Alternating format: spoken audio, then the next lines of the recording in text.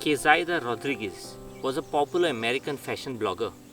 Now she started her blog in 2013 and then quit her job in 2016 to focus on her blog full time.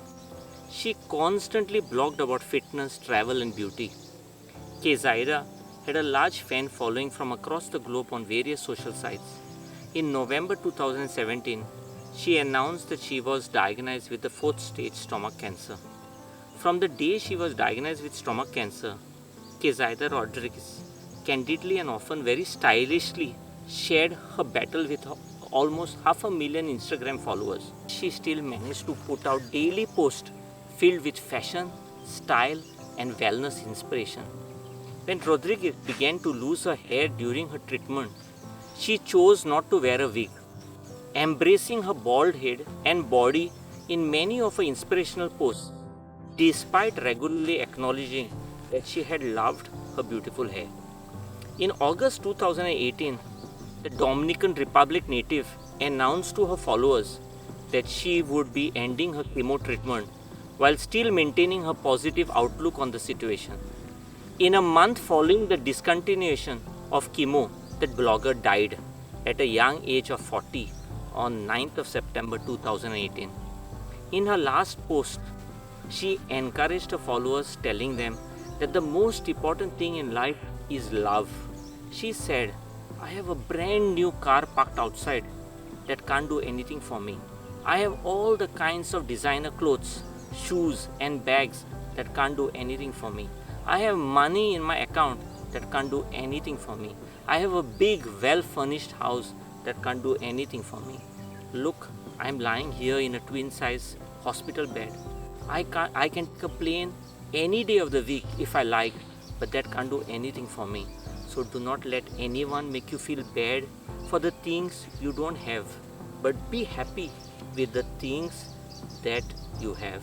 Kezaida had the most expensive car parked in her garage, yet she was forced to move on a wheelchair within the 4 walls of the hospital. Her house was full of all kinds of designer clothes and shoes, but at the hospital, her body was covered in a small sheet of cloth provided by the hospital authorities. She had plenty of jewelry to decorate her hair, but with chemotherapy, she had no hair on her head.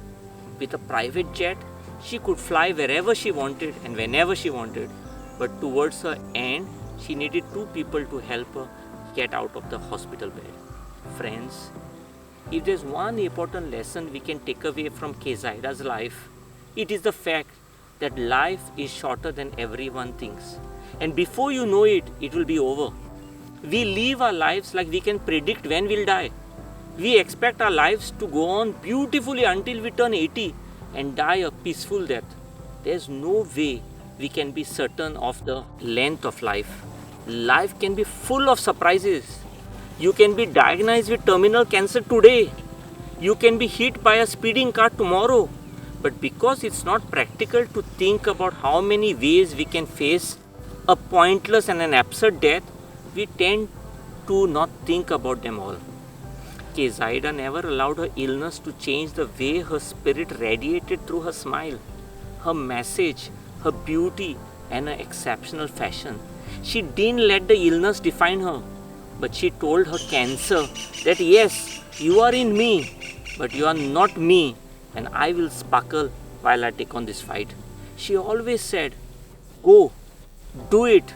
Don't wait for another day, another hour, or another time. Go and do it now." As Abraham Lincoln, the 16th US President, once said, "And in the end, it's not the years in your life that counts. It's the life in your years." Friends, why do we keep our dream lives as dreams? If tomorrow really was our last day, how would we spend it? What would we want to say to the people you care about? What would we want to do with our remaining time here? Every single second of our day would be extremely valuable, and you would be very picky with how you spend it. If we approach every day like it's our last, we will be grateful for the next day. We would appreciate the fact that we are alive and have been given another chance to experience all that life has to offer. Yet, Why are we standing by and allowing our most valuable resource to decay every day? If we see someone throwing money or valuable things away, we call that person crazy. Wasting it seems stupid. And yet we see others and ourselves throw away something far more valuable every day called time. Time is infinite, but our time on earth is finite. Remember, time doesn't come and go.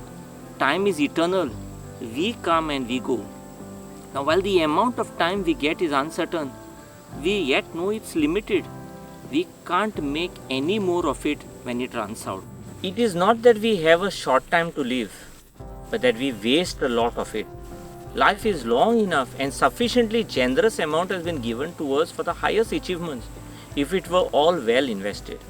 But when it is wasted in heedless luxuries and spent on no good activity, we are forced at last by the death's final constraint to realize that it has passed away before even we knew it passed.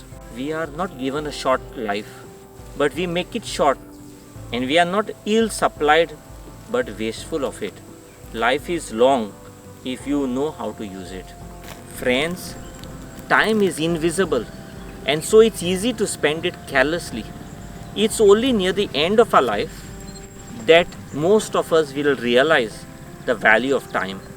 It is up to us to decide every day to focus our energies on those things worthy of the one life we have all been given.